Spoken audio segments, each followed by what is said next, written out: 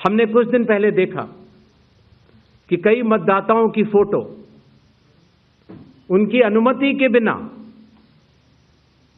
Media के समक्ष रखी गई, उनके ऊपर आरोप लगाए गए, उनका इस्तेमाल किया गया। क्या अपनी माताओं, बहुओं, बेटियों सहित किसी भी मतदाता की सीसीटीवी वीडियो चुनाव आयोग को साझा करनी चाहिए क्या? मतदाता सूची में जिसका नाम होता है वही अपने प्रत्याशी को चयनित करने के लिए वोट डालता है। लोकसभा के चुनाव की प्रक्रिया में 1 करोड़ से भी अधिक कर्मचारी, 10 लाख से भी अधिक बूथ लेवल एजेंट्स, 20 लाख से भी अधिक प्रत्याशियों के पोलिंग एजेंट्स चुनाव के लिए कार्य करते हैं।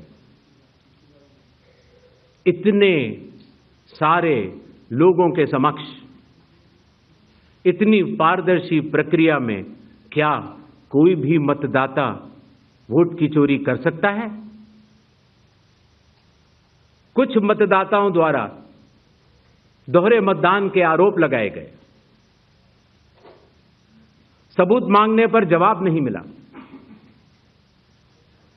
ऐसे मिथ्या आरोपों से न तो चुनाव आयोग डरता है और न ही कोई मतदाता।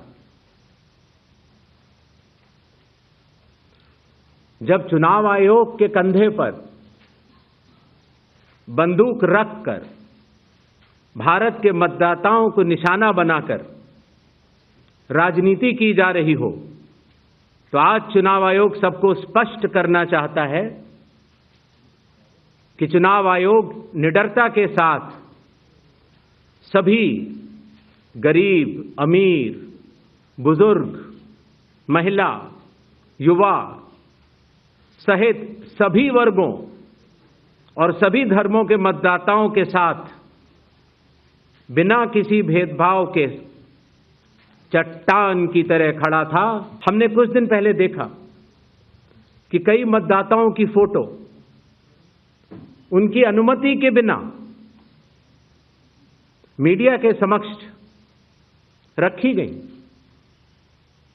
उनके ऊपर आरोप लगाए गए, उनका इस्तेमाल किया गया। क्या अपनी माताओं, बहुओं, बेटियों सहित किसी भी मतदाता की सीसीटीवी वीडियो चुनाव आयोग को साझा करनी चाहिए क्या? मतदाता सूची में जिसका नाम होता है वही अपने प्रत्याशी को चयनित करने के लिए वोट डालता है। लोकसभा के चुनाव की प्रक्रिया में 1 करोड़ से भी अधिक कर्मचारी, 10 लाख से भी अधिक बूथ लेवल एजेंट्स, 20 लाख से भी अधिक प्रत्याशियों के पोलिंग एजेंट्स चुनाव के लिए कार्य करते हैं। इतने सारे लोगों के समक्ष इतनी पारदर्शी प्रक्रिया में क्या कोई भी मतदाता वोट की चोरी कर सकता है? कुछ मतदाताओं द्वारा दोहरे मतदान के आरोप लगाए गए, सबूत मांगने पर जवाब नहीं मिला। ऐसे मिथ्या आरोपों से न तो चुनाव आयोग डरता है और न ही कोई मतदाता। जब चुनाव आयोग के कंधे पर बंदूक रखकर भारत के मतदाताओं को निशाना बनाकर राजनीति की जा रही हो, तो आज चुनाव आयोग सबको स्पष्ट करना चाहता है कि चुनाव आयोग निडरता के साथ सभी गरीब, अमीर, बुजुर्ग, महिला, युवा सहित सभी वर्गों और सभी धर्मों के मतदाताओं के साथ बिना किसी भेदभाव के चट्टान की तरह खड़ा था।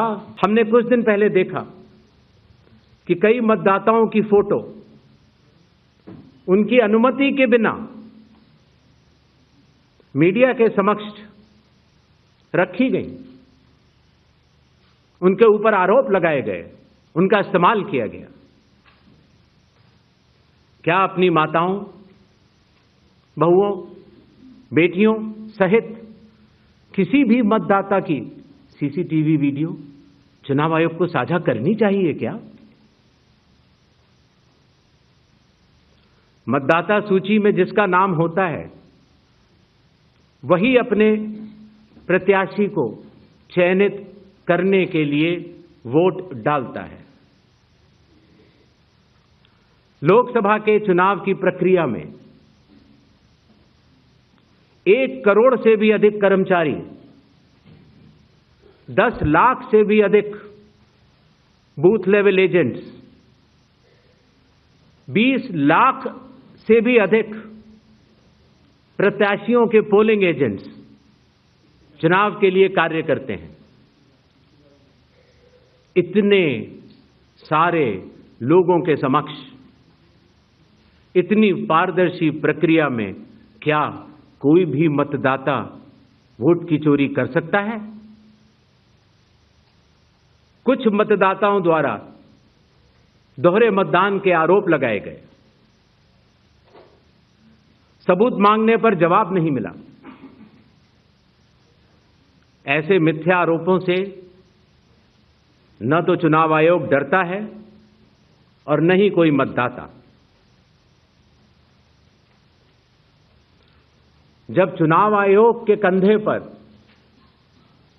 बंदूक रखकर भारत के मतदाताओं को निशाना बनाकर राजनीति की जा रही हो, तो आज चुनाव आयोग सबको स्पष्ट करना चाहता है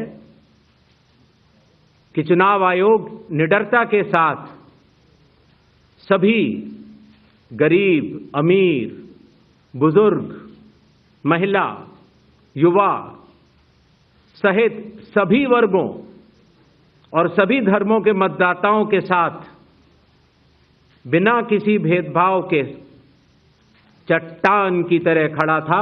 हमने कुछ दिन पहले देखा कि कई मतदाताओं की फोटो उनकी अनुमति के बिना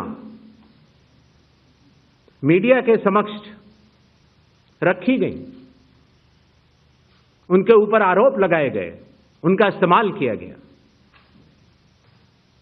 क्या अपनी माताओं, बहुओं, बेटियों सहित किसी भी मतदाता की सीसीटीवी वीडियो चुनाव आयोग को साझा करनी चाहिए क्या?